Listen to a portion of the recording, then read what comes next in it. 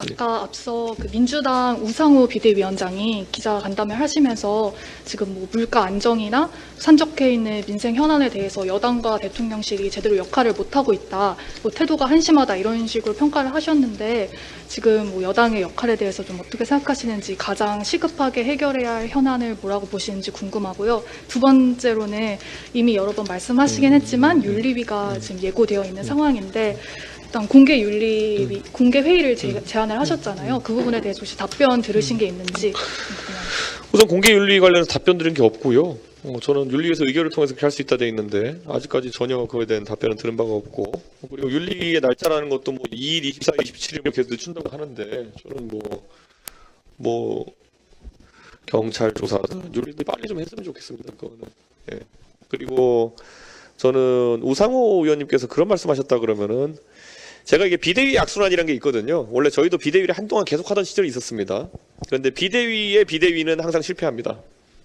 네, 그거 알아야 되는데 이번에 민주당에서 고육지책으로 전당대회 시점을 땡기기 어려운 그런 특수한 사정이 있어가지고 그렇게 한 것 같은데, 비대위는 당이 비상한 각오로 띄우는 거거든요.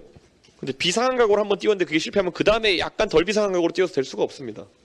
근데 비대위의 비대위인 걸 항상 실패하는데, 지금 민주당이 그런 어떤 입장을 가지고 있다면은 저는 실패할 거라 확언합니다. 왜냐하면 5월 9일 전까지는 이분들이 뭐 5월 9일까지는 우리가 여당이다 이러면서 모든 걸 독점하고 이제 다 이끌었던 분들이 한 달 딱 지났는데 이제 갑자기 한 달 사이 뭐 했냐 이렇게 우리한테 공격하는 거는 어이가 없는 상황인 거죠. 지금 보면은.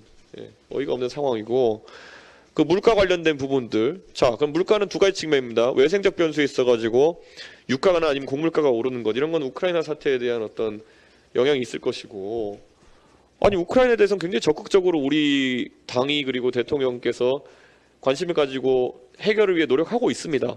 특히 대통령, 저도 우크라이나 지선 끝나고 첫 번째 일정을 다녀왔고 그 현황 파악을 했고, 대통령께서 나토 회의에 가가지고 이 문제에 대해서 적극적인 개입을 하겠다고 천명하신 마당에 뭘 더 적극적으로 해야 된다는 것인지 모르겠고, 다만 그 거꾸로 그러면 문재인 정부에서는 우크라이나 사태에 대해서 뭘 했습니까? 5월 9일까지. 그리고 또 그러면은 그 외에 물가 관리에 있어가지고는 전 세계적으로 지금 인플레이션이 나타나고 있는 것은 결국 코로나 때문에 재난지원금이나 이런 것들로 인해 가지고 결국 양적 완화를 많이 했기 때문에 저희가 이런 상황을 겪고 있는 것인데, 그럼 한 달 전까지만 되돌아가도 민주당은 돈 더 풀자고 하는 사람들 아니었습니까? 그리고 최근에 추경 협상 때만 하더라도 무슨 작전을 그렇게 짠지 모르겠지만은 추경을 돈 더 달라고 저희가 협상하고 있다고 국민들에게 선거 전략으로 읍소했던 사람들 아닙니까?